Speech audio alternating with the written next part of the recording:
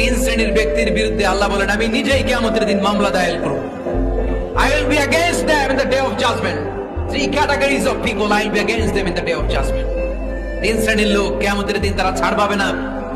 আল্লাহ বলেন আমি নিজেই তাদের বিরুদ্ধে মামলা দায়ের করব। এর মধ্যে এক শ্রেণীর লোক হচ্ছে রাজুলুন ইস্তাআজারা জিরান ফাস্তাউফা মিনহু ওয়া লাম ইয়াতি আজরা। একজন শ্রমিক ভাড়া করে তার কাছ থেকে কাজ নিয়েছে কিন্তু তার পারিশ্রমিক আদায় করে নাই। এরকম আছে না নাই? দাপট দেখায় ইউনিভার্সিটির ক্যান্টিন গুলোতে।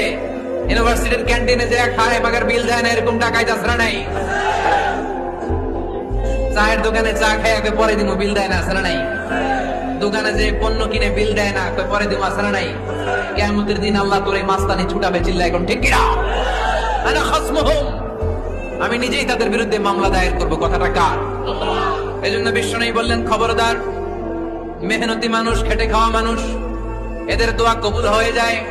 আ'তুল আজীরা আজরাহু ক্বাবলা আন ইয়াজিফা আরাকুহু। খবরদার, বিশ্বনবী বললেন শ্রমিকের ঘাম শুকিয়ে যাওয়ার আগে তাদের পারিশ্রমিক মিটিয়ে দাও। বিশ্বনবীর বিখ্যাত হাদিস, আ'তুল আজীরা আজরাহু ক্বাবলা আন ইয়াজিফা আরাকুহু। শ্রমিকের ঘাম মাটিতে লাগার আগে, শুকিয়ে যাওয়ার আগে তাদের পারিশ্রমিক মিটিয়ে দাও। কেননা তারা যদি বদদোয়া করে তোমার জীবনকে জাহান্নাম বানিয়ে দিবে কে?